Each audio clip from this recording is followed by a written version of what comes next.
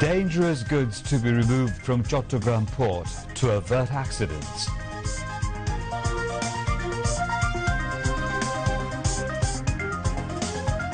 Obaidul Qadir urges guarding against recurrence of 15th August and 21st August-like incidents as conspiracies continue.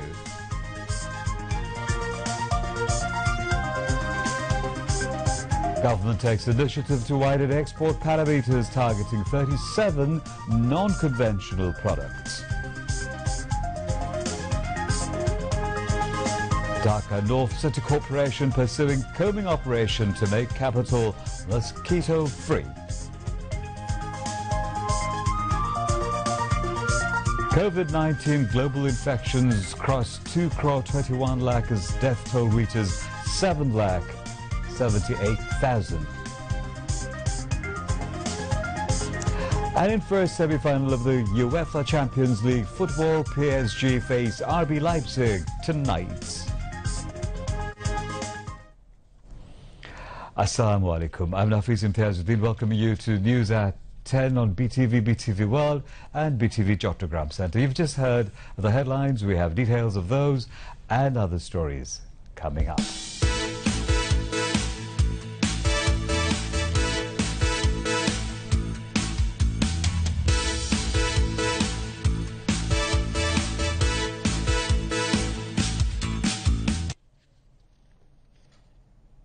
The Executive Committee of the National Economic Council, ECNEC, has approved 7 development projects involving 3,461 crore and 79 lakh taka. The approval was given at the ECNEC meeting with ECNEC chairperson Prime Minister Sheikh Hasina in the chair this morning. Prime Minister Sheikh Hasina joined the virtual meeting from her official residence, Ganabhavan, while members of the Cabinet and secretaries concerned joined from the NEC conference room in the city's Shere-Bangla Nagar. Briefing reporters virtually after the meeting, Planning Minister M.A. Mannan said a total of 7 projects had been approved at an overall estimated cost of 3,461.97 crore taka. Of the total project cost, 2,619.79 crore would come from the government exchequer, while the rest, 842.18 crore taka, will come from foreign sources. Of the approved 7 projects, 6 are new, while another is a revised project. The Planning Minister said the Roads and Highways Department would implement the road widening project at Ramgarh Upazila in Khagrachuri, and this would be by June 2022. Of the total project cost of 845.53 crore taka, 581.20 crore taka will come from the Indian line of credit. He said once this road with Tripura of India is developed and improved, trade and commerce through export and import between Bangladesh and India, especially between Tripura and Chattogram and Cox's Bazar, would get a boost. Referring to the approval of the upgrading of Daudkandi, Goalmari, Sri Raichor, Kumilla, Matlob, Uttor District Highway costing 524.37 crore taka, the Planning Minister said Prime Minister Sheikh Hasina had opposed the proposal for toll-free roads. Rather, she said, to realize toll for cost recovery. He said that the 61.06 crore taka pilot project for extracting tuna and homogeneous fishes at deep sea would explore the potentials for extracting such high-value fish at the exclusive economic zone of Bangladesh in the Bay of Bengal. The other projects approved at the meeting are replacing the narrow and risky old concrete bridges and Bailey bridges with new concrete bridges on the highways under the Khulna Road zone at a cost of 526.42 crore taka, protecting Dhulia Launchghat under Baupol Upazila in Potuakhali and Durga Pasha under Bakirganj Upazila in Borishal from erosion of River Tetulia, costing 700.21 crore taka. Removing waterlogging at Kopotako River, second phase, with 531.07 crore taka, and emergency multi-sector Rohingya crisis response project. This is the first revised, costing 261.31 crore taka. Significant amounts of dangerous goods and chemicals have been stored at the Chattogram port for years. Some inflammable chemicals have been there for 28 years, posing risk of fatal accidents. Of the 14 sheds in the Chattogram port, dangerous goods are stored in the P shed. As many as 13 drums and 55 pellets of chemicals have been stored at the P shed, some of which had been imported in 1992. Importers have not taken delivery of their goods and chemicals from the port on time. The authorities have not auctioned or destroyed these rescue goods and chemicals. However, the port and customs authorities have now taken the issue into cognizance following the horrific explosions at Beirut port in Lebanon. Chattogram port saw a fire incident, an explosion at shed number 3 on the 15th of July this year. Besides, the port also experienced an explosion at the time of discharging chemical goods in 2015. Customs officials said they would take initiatives to auction off the risky goods, meaning dangerous goods, at the soonest. More than 160 people have been killed in the recent explosions at the Beirut port in Lebanon, caused by ammonium nitrate meant for producing fertilizers. Conspiracies still going on at home and abroad, says Awami League General Secretary and Road and Transport Bridges Minister Obaidul Qadir. He urged everyone to be vigilant against such plots. Obaidul Qadir made the remarks while addressing a discussion through video conferencing from his government residence in the capital, marking National Mourning Day, organised by Mohila Awami League at 23 Bangabandhu Avenue today. The Awami League General Secretary said it was the continuation of the same conspiracy of the August 15th and the 21st of August. BNP was involved in all the August killings, he alleged. তাদের ষড়যন্ত্রের জাল এখনো ছড়িয়ে রেখেছে, দেশে বিদেশে এখনো ষড়যন্ত্র চলছে, তলে তলে প্রস্তুতি নিচ্ছে ষড়যন্ত্রকারীরা। এদেশে রাজনীতি, হত্যা, সন্ত্রাস, ষড়যন্ত্র আর সাম্প্রদায়িকতার বিস্তার তাদের হাত ধরেই এখনো তারা সে অপচর্চা অব্যাহত রেখেছে। তাই বলবো, 15ই আগস্টে নির্মম হত্যাকাণ্ড, 21শে আগস্টে গ্রেনেড হামলা একই ষড়যন্ত্রের ধারাবাহিকতা। নারীর অগ্রযাত্রা, সামাজিক অচলায়তন ভাঙতে মহিলা আওয়ামী লীগ যে সকল কার্যক্রম পরিচালনা করছে তার প্রশংসা আমি করছি। মা ও শিশুসহ অসহায় নারীদের কল্যাণে, বয়স্ক নারীদের ভাতাসহ বিভিন্ন সামাজিক নিরাপত্তা কর্মসূচির আওতায় সুবিধাভোগীর সংখ্যা এবারে বাজেটেও বাড়িয়েছে সরকার। Mohila Awami League President Safia Khatun presided over the discussion, while Awami League Joint General Secretary FM Bahauddin Nasim, Office Secretary Barrister Biplab Borua, Women Affairs Secretary Mehera Afroz Chumki and Mohila Awami League General Secretary Mahmouda Begum spoke, among others.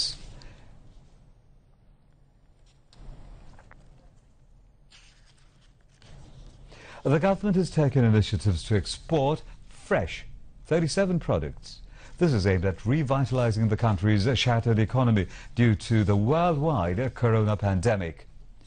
Only the garment sector is still now occupying the major part of the export earnings for Bangladesh. But this may cause a threat to the economy in the competitive global market if the country depended only on one sector. Against this backdrop, the government has been laying stress on the diversification of exportable products. Side by side, the businessmen, manufacturers and entrepreneurs have been advised to produce new varieties of items which have a demand outside the country. The economist concerned thinks that it has become necessary to produce agricultural inputs to put the country's economy on a strong footing. Market analysts say, side by side of achieving the export targets, production and marketing of obsolete items is imperative to attract the foreign entrepreneurs. The new 37 exportable items include ship, medicines, furniture, rubber and electronic goods. Dhaka North City Corporation conducting combing drive to destroy Aedes mosquitoes as part of checking dengue fever. The drive started on the 8th of August last and will continue till the 20th of August. Two teams of 12 to 15 members of the Dhaka North City Corporation conducted drives at sector number 7 at Uttara Model Town in the capital today. On the 11th day of the program, Executive Magistrate Mohammed Zulqair Naeem led the drive. He realized 20,000 and 5,000 taka as fines from owners of two houses, respectively, for not cleaning their residential areas despite punishment. City dwellers welcomed the mosquito-killing drive.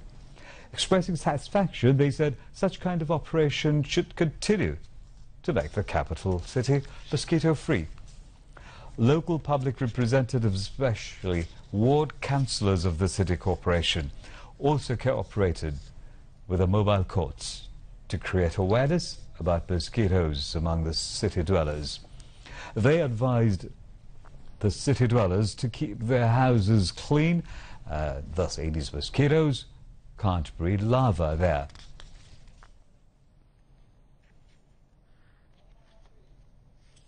Bangladesh today recorded 46 COVID-19 deaths and 3,200 fresh cases overnight. The recovery count rose to 1,62,825 after another 3,234 patients were discharged from hospitals during this period. A press release of the Director General of Health Services said today. It said the tally of infections had surged to 2,82,344 as 3,200 new cases were confirmed in the last 24 hours. A total of 14,630 samples have been tested at 91 authorized laboratories across the country during this time. Of the total sample tests in the past 24 hours, 21.87% tested positive, while 20.48% cases were detected from the total tests conducted so far. Among the total infections, 57.67% patients have recovered, while 1.32% died. So far, since the first COVID-19 positive cases were reported in the country on the 8th of March. And now, international news.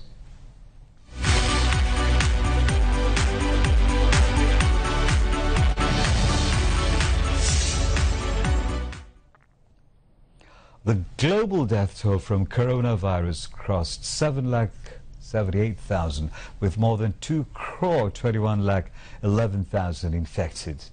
Meanwhile, over 1,48,48,000 people have recovered from COVID-19 globally. The current epicenter of the pandemic, the United States, has more than 56,13,000 confirmed cases and 1,73,778 deaths. In Brazil, the total death toll in COVID-19 is over 1,08,000, while over 33,63,000 people have been infected. India, which is in the third spot on the list of nations worst hit by coronavirus, has now over 27,32,000 cases and more than 52,000 deaths.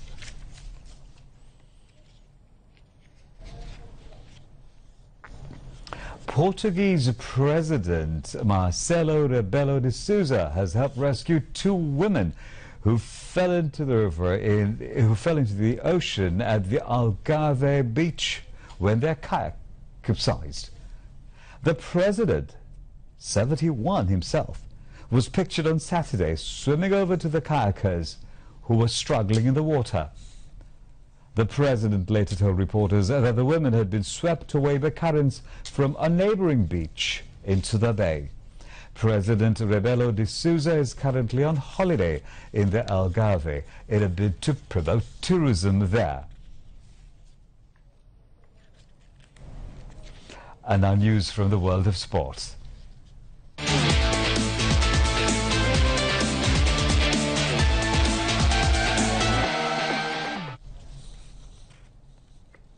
Inter Milan are destined for great things under Antonio Conte, according to Lautaro Martinez, after the Argentine and Romelu Lukaku both scored twice to thrash Shakhtar Donetsk 5-0 in Düsseldorf and reach the Europa League final. Danilo D'Ambrosio was also on target for the Italian giants, who will face Sevilla on Friday's final in Cologne.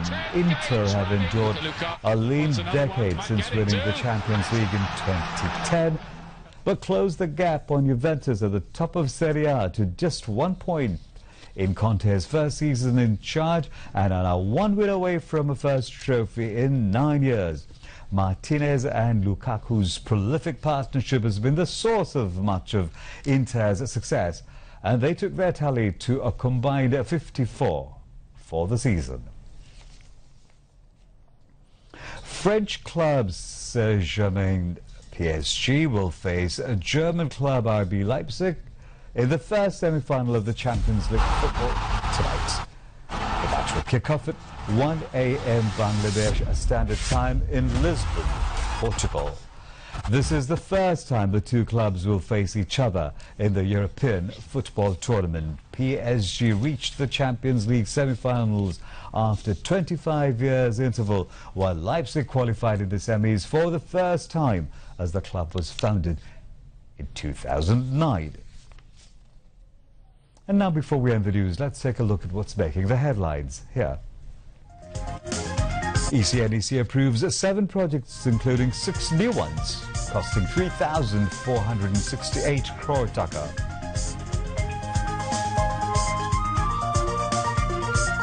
Dangerous goods to be removed from Chattogram port to avert accidents.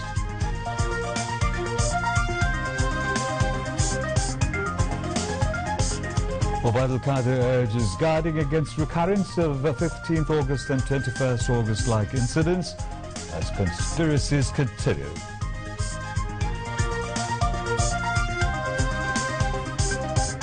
Government takes initiative to widen export parameter, targeting 37 non-conventional products. Dhaka North City Corporation pursuing combing operation to make capital mosquito-free.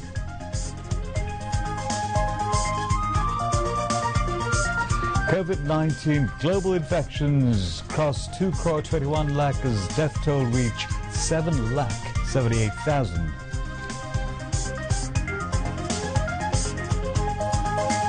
And in the first semi-final of the UEFA Champions League football, PSG face RB Leipzig tonight.